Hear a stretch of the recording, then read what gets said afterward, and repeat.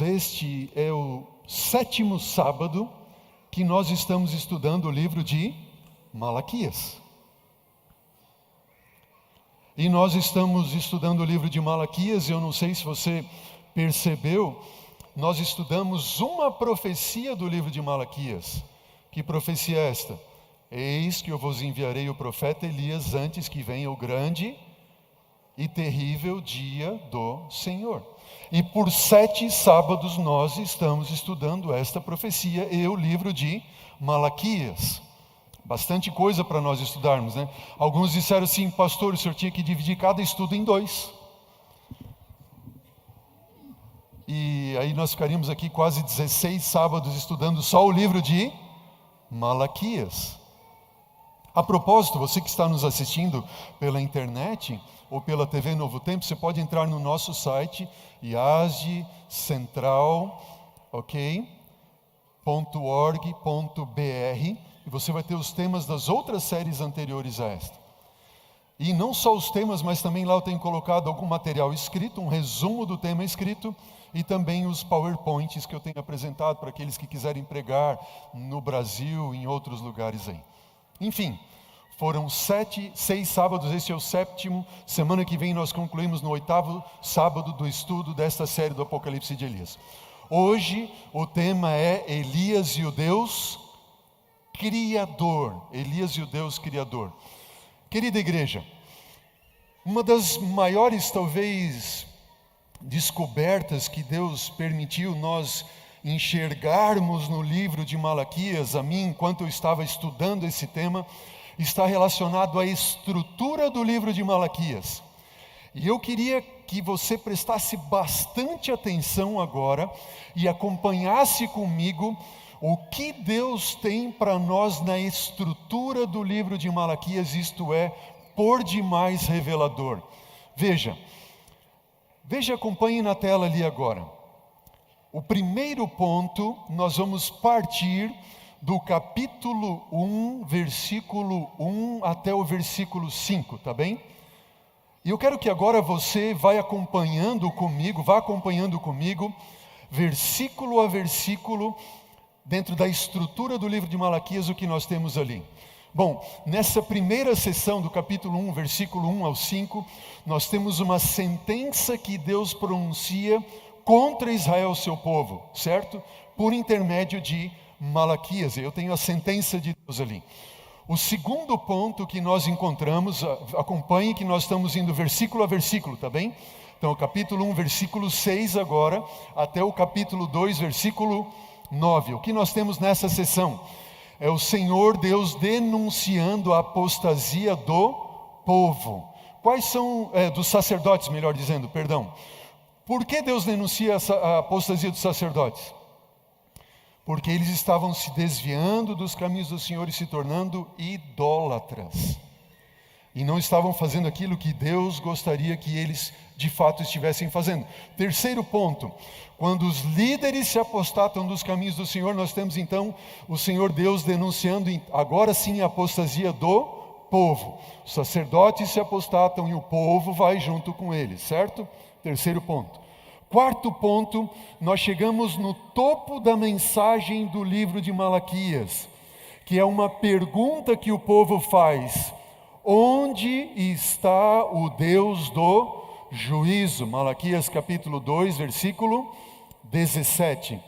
E nós então agora, na sequência, nós entramos no capítulo 3, versículo 1, até o capítulo 3, versículo 5, e depois do versículo 13 até o versículo 16, tá bem? O que nós temos ali?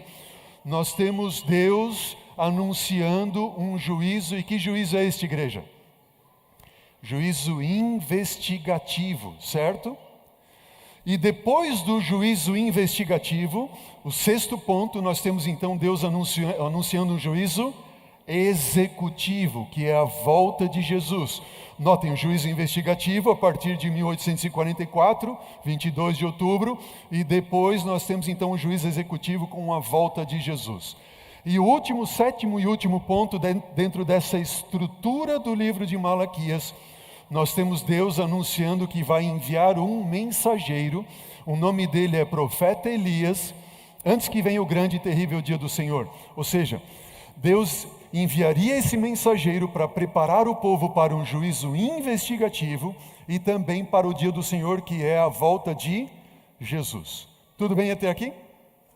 Se eu perguntasse para você o seguinte: qual é a mensagem central do livro de Malaquias? Diz para mim, igreja. Juízo, isso, juízo. É a mensagem central do livro de Malaquias. Juízo investigativo, juízo executivo com a volta de Jesus. Só que tem uma porção do livro de Malaquias que nós pulamos, dentro de toda essa estrutura que nós acabamos de ver. Que porção é essa que nós pulamos? Onde é que ela se encontra? Está no ponto 5. Você está vendo ali? Eu tenho do capítulo 3, versículo 1 até o versículo 5 e depois do versículo 13 a 16. O que é que nós pulamos ali? O versículo 12, 6 até o versículo 12. Vocês estão vendo isso ali? Tranquilo? Então pense comigo agora o seguinte. O versículo 6 até o versículo 12, eles estão inseridos em qual contexto, igreja? Diz para mim. Do juízo investigativo. Está claro isso, sim ou não? Versículos 6 ao 12 estão inseridos dentro do contexto do juízo investigativo. Que mensagem nós encontramos no livro de Malaquias, do versículo 6 ao 12? Deus diz assim: eu sou Deus e não mudo. Por isso vós, ó filhos de Jacó, não sois consumidos. Vós todos me roubais, a nação toda me rouba, e ainda vocês me perguntam: em que te roubamos, Senhor? Ah, vocês me roubam no quê? Nos dízimos e nas ofertas. Provai-me nisto, diz o Senhor dos Exércitos, se eu não vos abrirei as janelas do céu e derramarei sobre vocês o que? Bênção sem medida, e eu vou refrear o devorador do campo, e a vide não será estéril, porque digo eu, o Senhor dos Exércitos. Que mensagem nós temos do versículo 6 a 12? Mensagem de fidelidade. Tranquilo? Agora, igreja querida, olha para mim, em nome de Jesus, você que está me vendo lá de cima também.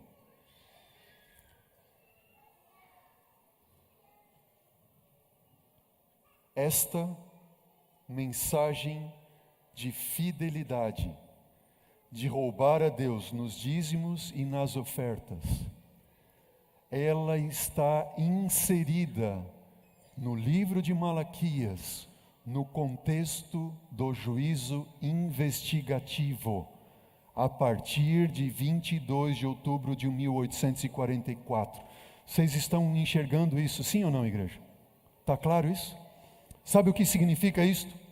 Significa que a mensagem de fidelidade era sim para o povo de Israel nos dias de Malaquias? Sim. A mensagem de fidelidade era sim para todas as eras a partir de Malaquias? Sim. Mas quando nós estudamos a mensagem profética na sua essência do livro de Malaquias, Deus dizendo: eis que eu vos enviarei o profeta Elias antes que venha o grande e terrível dia do Senhor, e ele vai fazer isso, aquilo, outro, e nós vimos por que Elias e por que um profeta, todos os paralelos, e nós estudamos nos últimos 6 sábados. De repente nós chegamos agora e nós vemos que Deus tem uma mensagem, a mensagem de fidelidade. Ela é e alcança o seu ápice no tempo do juízo investigativo. Ela é mais para nós que vivemos nesses dias do que foi para qualquer outro momento da história da humanidade até os dias de Malaquias. Amém? Aí a pergunta que eu faço, que nós levantamos aqui é a seguinte: por que Deus insere a mensagem de fidelidade dentro do contexto do juízo investigativo? Eu estava uma vez apresentando esse tema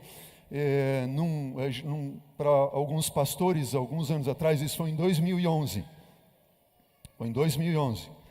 E o pastor Miguel Pinheiro, que era então o líder de mordomia para a divisão sul-americana, ele disse assim: André, é muito significativo isso que você está nos apresentando, porque nós precisamos, como igreja, compreender o que significa ser um verdadeiro adorador no contexto do juízo investigativo. O que significa ser um verdadeiro adorador no contexto do juízo investigativo? Qual é a mensagem central do livro de Malaquias? Juízo. Sentença do Senhor pronunciada contra Israel. Por quê? Por causa da apostasia dos sacerdotes, apostasia do povo. Onde está o Deus do juízo? O povo pergunta a Deus assim: eu vou enviar o meu mensageiro e ele vai preparar o caminho diante de mim para fazer um juízo investigativo, e depois vem o grande e terrível dia do Senhor, o juízo executivo. Mas antes disso eu vou enviar quem? Elias, o meu profeta. Qual é a frase central do livro de Malaquias? Onde está quem? O Deus do juízo. E quando eu olho para o livro de Malaquias e estudo o livro de Malaquias, eu vou vendo assim: eu tenho juízo, juízo, juízo, juízo, juízo. Deus pronunciando juízo, juízo investigativo, juízo executivo. Onde está o Deus do juízo? E aí na minha mente me vem a seguinte questão: o que é que tem que ver dízimos e ofertas no contexto do juízo? Eu fui perguntar para o meu professor, que era o meu orientador desse estudo no meu curso teológico, Dr. Reinaldo Siqueira, pastor Reinaldo Siqueira.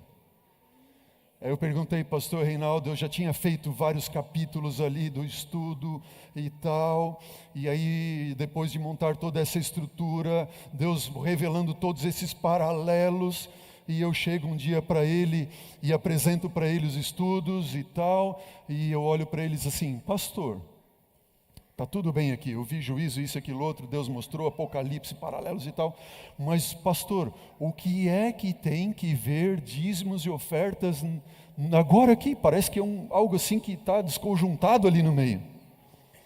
Sabe qual foi a resposta do pastor Siqueira para mim? Disse assim: olha, André, boa pergunta, vai estudar. Disse assim: valeu, pastor, obrigado. E aí eu fui para o livro de Malaquias, eu me debrucei nesse livro, e eu li, não sei quantas centenas de vezes talvez, até que Deus, assim, de uma forma tão simples, me revelou qual é o significado de dízimos e ofertas ali no meio. Assim, simples.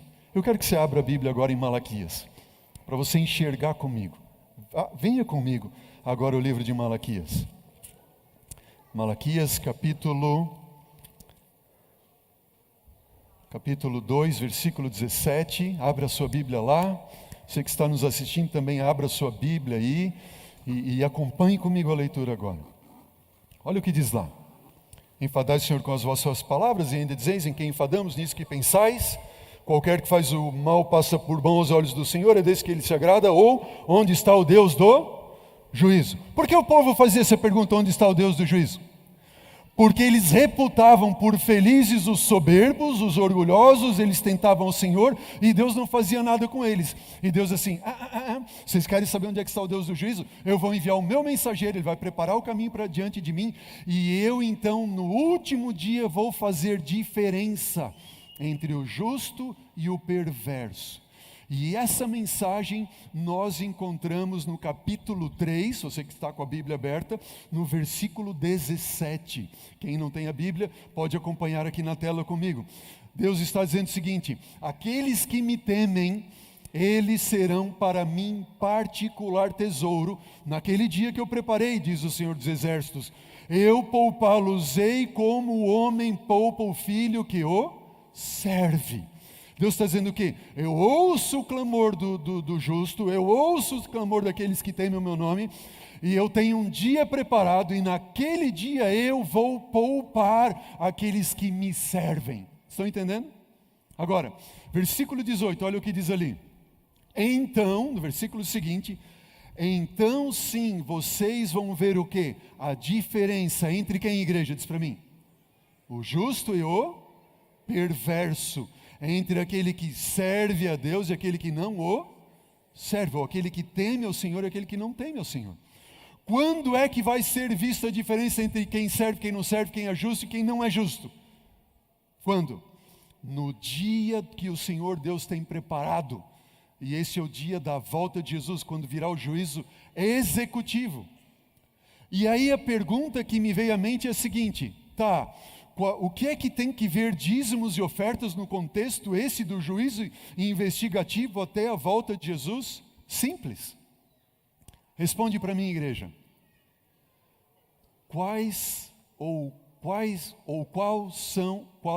Quais são as características do justo no livro de Malaquias? Diz para mim. Entendeu a ideia, não? Quais são as características, como é que o livro de Malaquias qualifica o justo, que vai ser salvo? Para ele vai nascer o sol da justiça, trazendo salvação nas suas asas. Quais são as qualidades do justo no livro de Malaquias? Como é que o livro de Malaquias diz quem é o justo? O justo é aquele que é o quê? Fiel nos dízimos e nas ofertas. Simples assim.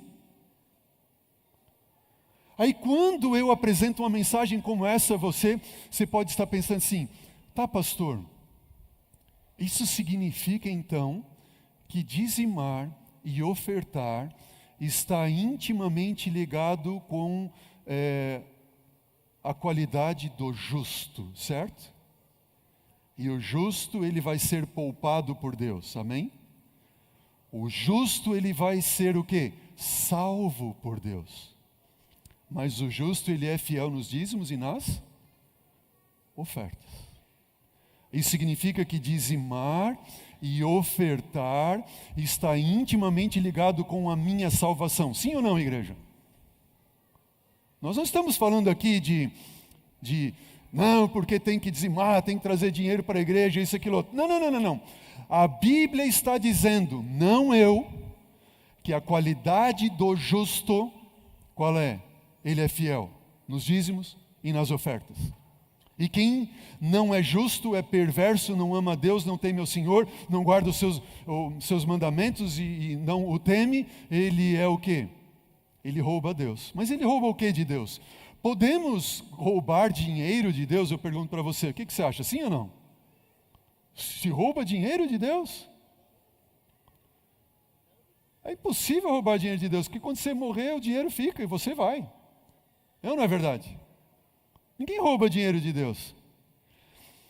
Quando o livro de Malaquias qualifica o justo, na mesma hora veio na minha mente esse versículo da Bíblia que está no Salmo 37, versículo 25. Quando Davi disse o quê? Eu fui moço e agora eu sou velho, porém eu jamais vi quem? O justo desamparado ou a sua descendência mendigar o pão. Amém? Eu pergunto para você, o justo pode ou não pode passar por dificuldade? Sim ou não? Sim ou não? Mas ele vai ser desamparado por Deus? Sim ou não? Não. Amém? Ele pode passar por dificuldade, mas ele nunca será desamparado por Deus. Amém? Davi disse, eu jamais vi.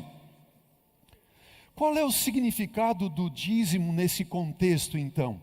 Se dízimo não é dinheiro, eu não posso roubar dinheiro de Deus. Ninguém rouba dinheiro de Deus. O que nós roubamos então de Deus? E eu quero a partir de agora que você entenda o seguinte, que o princípio do dízimo, ele foi instituído na criação. E lá na criação, nós vemos tudo o que Deus criou de mais belo, puro e santo, e que tem sido o alvo dos mais fortes ataques de Satanás. E igreja querida, olha para mim e escute e entenda o que eu tenho para te dizer agora. Olha para mim, em nome de Jesus. O tema do dízimo é um dos temas mais lindos da Bíblia. E o diabo sabe disso. O que ele faz com um dos temas mais lindos da Bíblia? Ele ataca para destruir.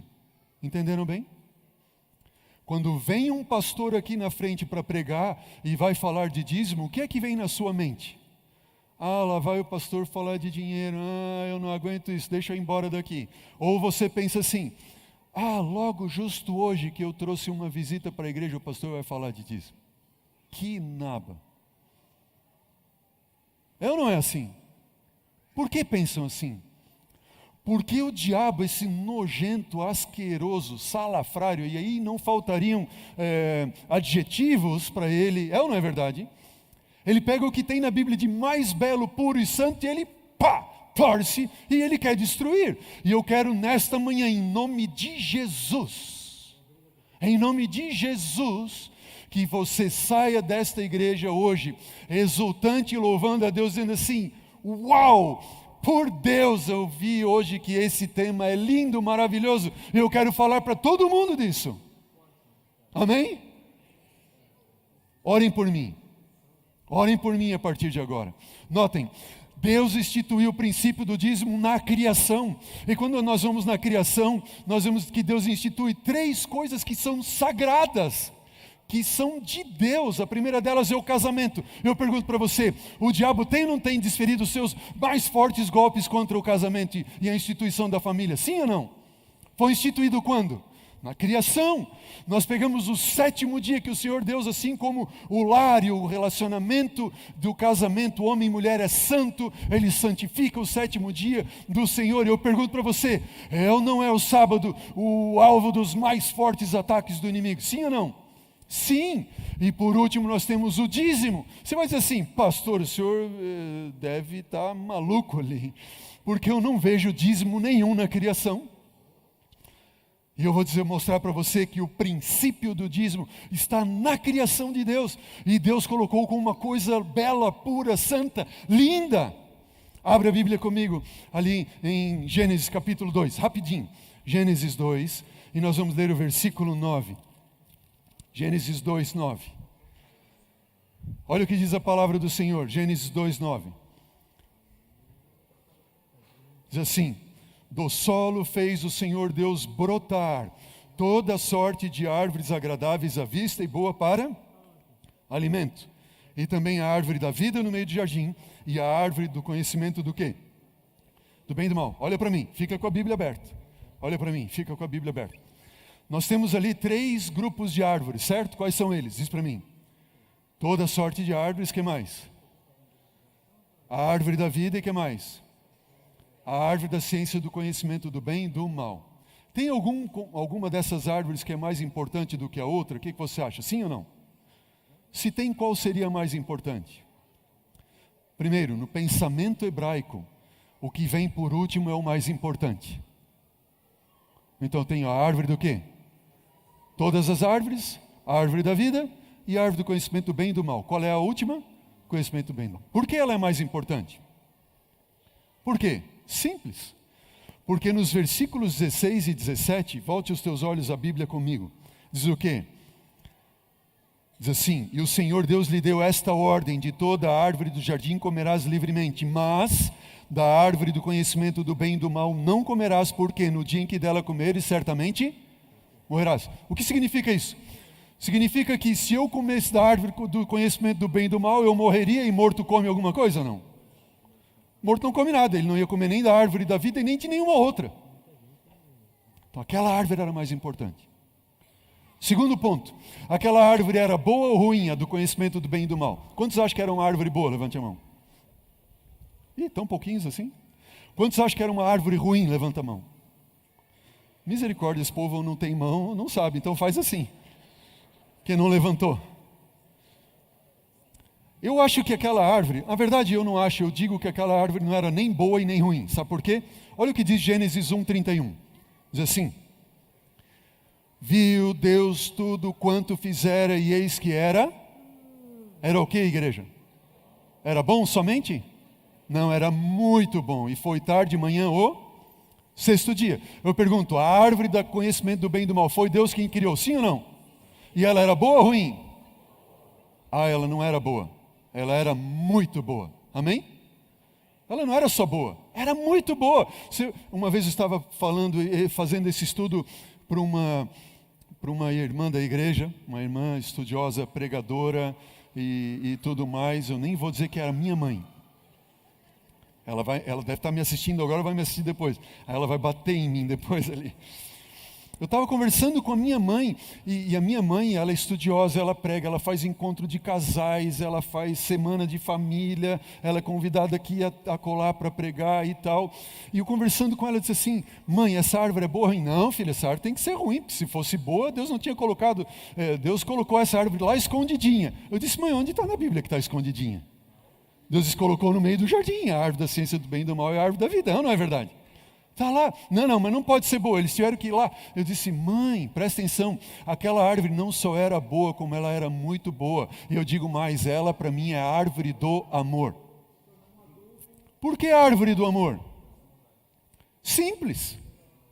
Porque era somente naquela árvore que eles poderiam dar uma demonstração pública de que eles amavam a Deus e eram gratos e leais a Ele. Era só ali. Era uma demonstração pública. Olha o que diz esse texto do Espírito de Profecia. Diz assim: o Senhor colocou os nossos primeiros pais no jardim do Éden e cercou-os de tudo aquilo que poderia trazer felicidade a eles. Ele os ordenou que o reconhecessem como sendo dono ou possuidor de quantas coisas? De tudo. Qual característica nós temos aqui de Deus? De que Deus é o quê? Ele é o Criador. E Ellen White continua dizendo: Ele fez crescer no jardim toda sorte de árvore agradável à vista ou boa para comer. Isso significa que Deus é o quê? Ele é mantenedor. Mas dentre todas elas, Deus fez uma reserva. De todas as demais, eles poderiam comer de que forma? Livremente. Mas sobre essa única árvore, disse Deus, dela não comerás. E aí estava uma prova de sua gratidão e lealdade a Deus. Era ali, era naquela árvore que eles dariam um testemunho público para todo o universo de que eles eram gratos e leais a Deus, porque Deus tinha dado tudo para eles e eles não precisavam de absolutamente mais nada. Estão entendendo? Agora, o amor você não pode impor, o amor você conquista, é ou não é assim? E qual é a base do amor? Se você tivesse que dizer qual é a base do amor? A base do amor eu entendo que é a confiança. Faz sentido ou não? Porque se não tem confiança, tem amor ou tem medo? A base do amor é a confiança. O que diz o texto bíblico em Gênesis 2, que a gente leu agora? Versículo 17, Gênesis 2, 17, diz o quê? E o Senhor Deus lhe deu esta ordem: de toda a árvore que está no jardim, vocês podem comer de que forma? Livremente. Olha para a tela, querida igreja. Quando Deus diz que eles podem comer livremente de todas as árvores, o Senhor está se revelando como um Deus extremamente benevolente. É ou não é verdade? Vocês podem comer livremente de quantas coisas? Tudo. Deus, Ele é grandemente abençoador, amém? Mas Ele fez somente uma reserva. Versículo 17. Mas da árvore da ciência do conhecimento do bem e do mal dela não comerás, porque no dia em que dela comeres, certamente morrerás. Está claro até aqui? Como é que é o nosso Deus? Ele é extremamente benevolente. Vocês podem comer de tudo, vocês podem fazer de tudo, tudo que eu tenho dado é para vocês, mas eu faço uma reserva somente. Sobre esta única vocês não toquem. Então é grandemente Deus, Ele é abençoador e Ele é só minimamente restritivo. Está claro isso, sim ou não? Agora volta comigo os teus olhos a Gênesis 3, versículo 1. Olha lá, Gênesis 3, 1. Mas a serpente, a mais sagaz de todos os animais selváticos que o Senhor Deus tinha feito, disse à mulher: é assim que Deus disse, não comereis de toda a árvore do jardim? Que foi que o diabo está... Qual é a semente que o diabo está lançando aqui? Primeiro Deus disse assim: vocês podem comer livremente de tudo. Deus escancarou uma janela de bênçãos. E Ele só colocou um ferrolhinho ali que você não podia olhar, certo? Não olhem por aqui. Ou seja, Deus é minimamente restritivo. Agora o diabo pega e inverte tudo isso. Ele inverte dizendo o quê? É assim que Deus disse, não comereis de tudo que o Senhor Deus colocou no jardim? Estão enxergando? Qual é a mentira que o diabo está colocando aqui? Número 1, o diabo está dizendo que Deus ele é altamente restritivo e não benevolente. Estão entendendo? E não é assim que as pessoas pensam hoje quando vêm para a igreja e começam a estudar. Elas dizem assim: porque se eu me tornar adventista, se eu me tornar cristão, se eu fizer aquilo, ou se eu me batizar, eu não vou poder fazer isso, não vou poder fazer aquilo, não pode. É como se Deus fosse grandemente o quê? Restritivo, mas não é essa a verdade. Deus está dizendo, aqueles que andam hoje pelo caminho estreito, eles vão ver aquilo que o olho não viu, vão ouvir o que o ouvido não ouviu, e vai subir ao coração deles sentimentos que ninguém jamais sentiu. E eles não vão viver 50, 60, 70, 80 ou 100 anos, mas eles vão viver eternamente. Amém? Isso é um Deus restritivo ou grandemente abençoador? Grandemente abençoador. Qual foi a segunda mentira que o diabo pregou ali? Versículo 2, Gênesis 3, versículo 2. A mulher respondeu: do fruto das árvores do jardim nós podemos comer, mas do fruto desta árvore, a árvore que está no meio do jardim, disse Deus, dele não comereis, nem tocareis nele para que não morrais. Versículo 4, o que foi que a serpente disse? Então a serpente disse à mulher: é certo que não morrereis. O que o diabo está falando aqui, que Deus é o quê? O diabo está dizendo que Deus é mentiroso. Primeiro ele é grandemente restritivo e depois ele está dizendo que Deus é mentiroso. Ele disse que vocês iam morrer, Deus é mentiroso. E o que é que a gente tem de alguém que você sabe que nós sabemos que é mentiroso? A gente tem ou não tem medo de uma pessoa assim? Foi exatamente essa mentira do diabo que colou. Porque quando Deus vem ter com eles e pergunta: Adão, onde ele estás? Adão diz o quê? Senhor, porque eu tive medo, eu me escondi. O diabo lança a dúvida e eles caem e alimentam a dúvida. E o terceiro e último ponto, que está no capítulo 3, versículo 5, diz o quê? Porque Deus sabe, disse o diabo, que no dia em que dele comerdes, os seus olhos se abrirão, e como Deus vocês serão conhecedores do quê? O que o diabo está dizendo aqui? Que Deus é alguém de quem você não pode confiar.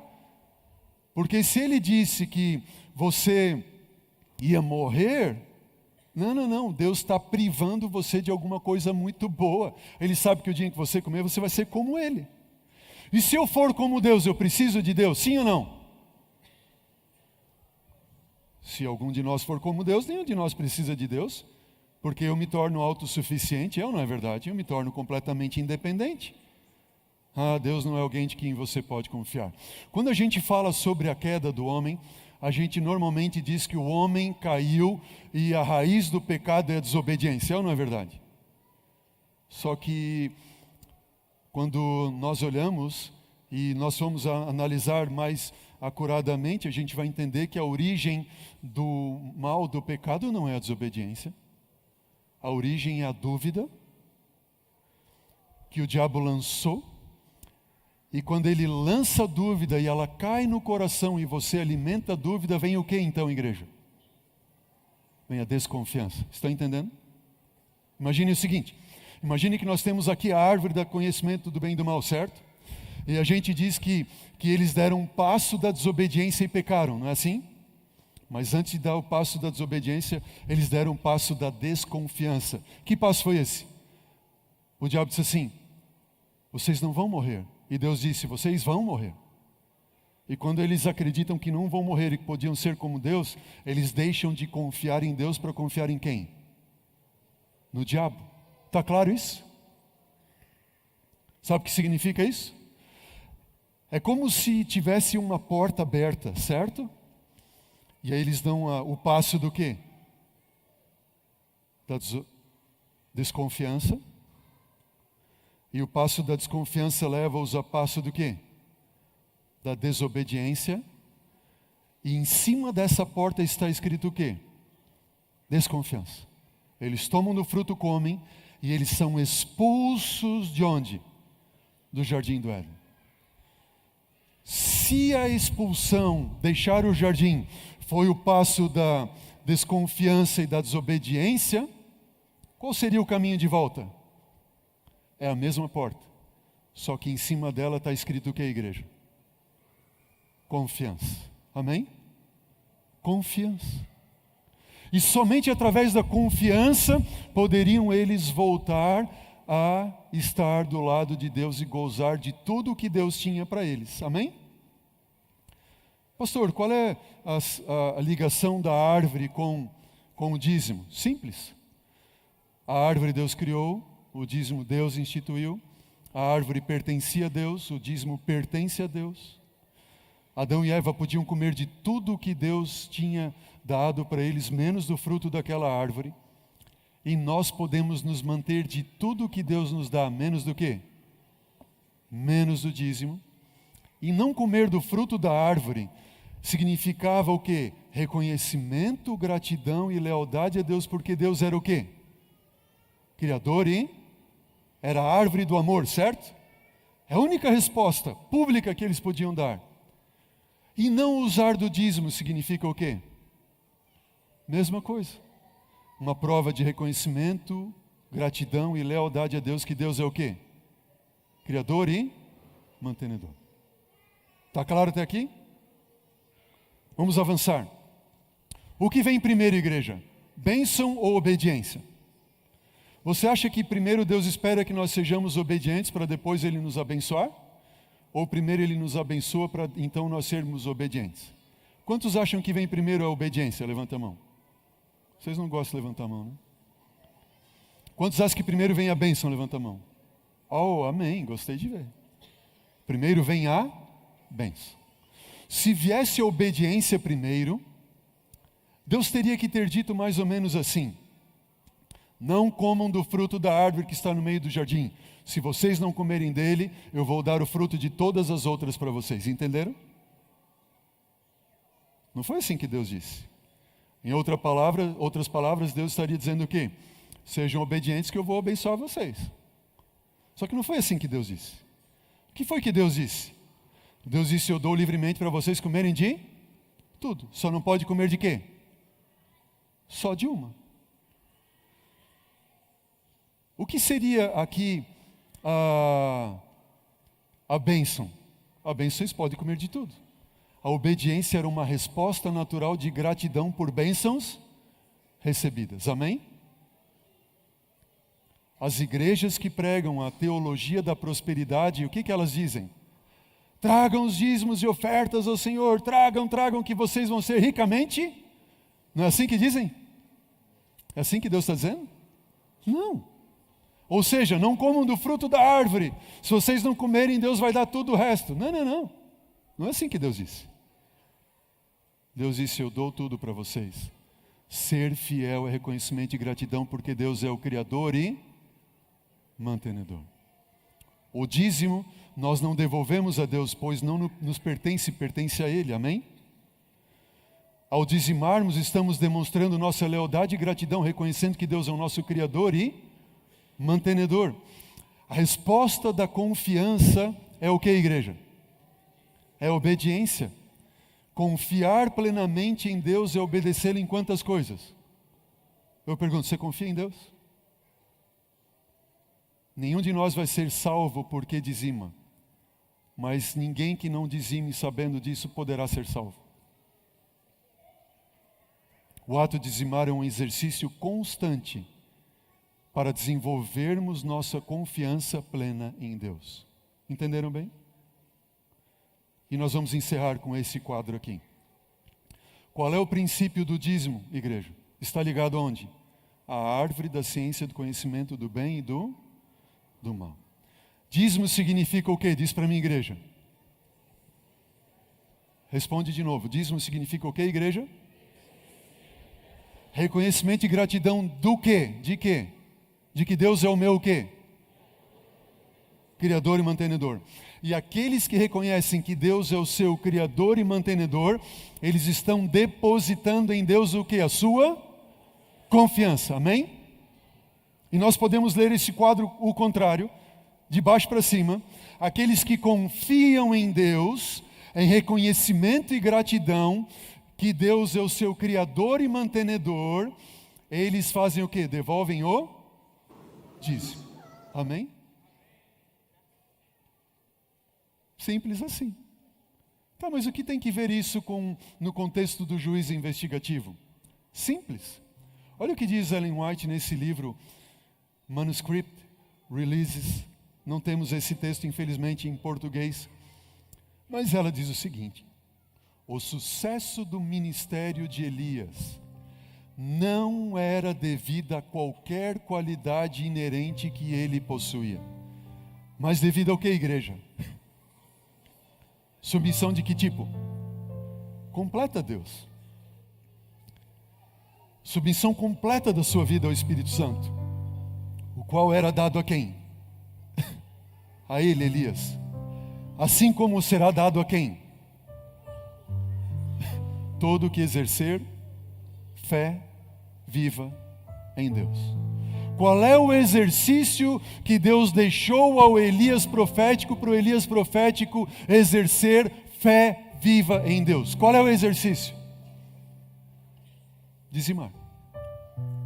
E nós roubamos o que de Deus, se não é dinheiro que nós roubamos de Deus? A gente rouba de Deus, sendo o dízimo, reconhecimento e gratidão de que Ele é Criador e mantenedor. Ninguém rouba dinheiro de Deus, mas rouba dele o direito que Ele tem de ser quem Ele é, Criador e mantenedor. E ninguém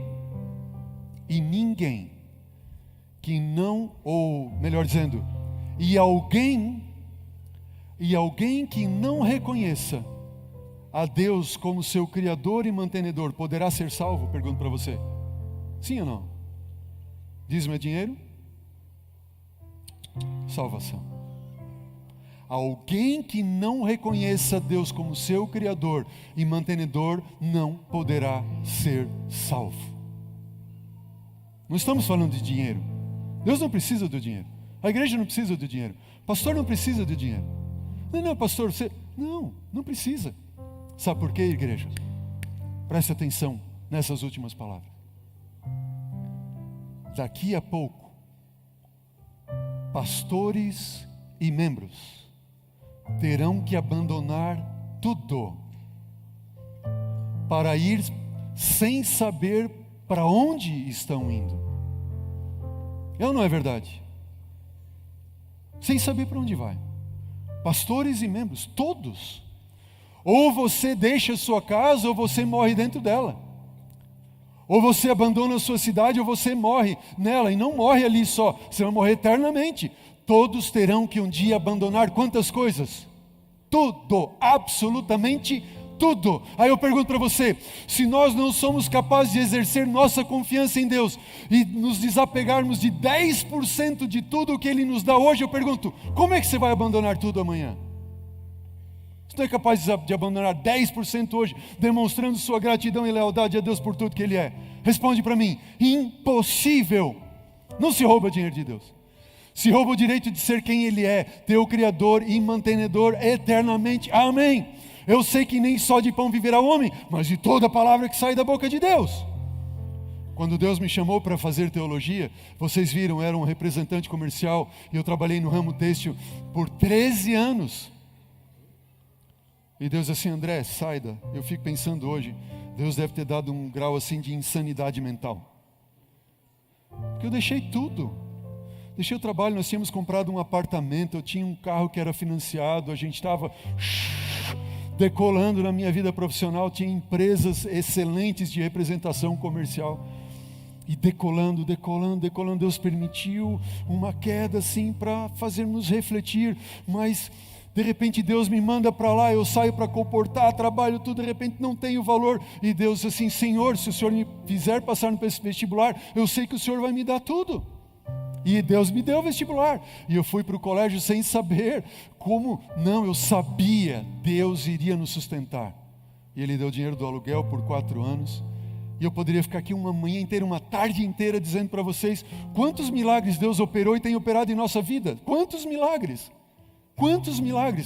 um deles, só para vocês terem ideia, um dia estava a terminar uma campanha de colportagem, e eu não tinha o valor para todo o semestre, porque eu tinha a minha esposa, eu tinha uma filha de 3 anos, que a Maria Eduarda tinha nessa época, e eu abandonei tudo para ir dizer assim, Senhor, o Senhor vai me dar.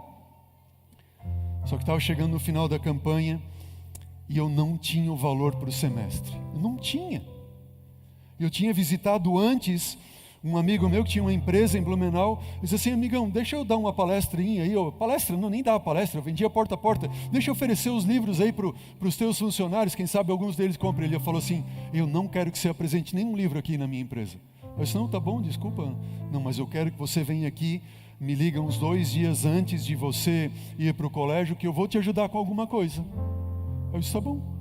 Eu comportei, trabalhei, fiz tudo o que eu pude. Eu deixei minha casa, tudo, e agora eu tinha que pagar aluguel, tinha que pagar isso tudo, tinha que pagar tudo, e o seguro, e o do carro, isso, aquilo, outro, tudo assim, era uma coisa de louco.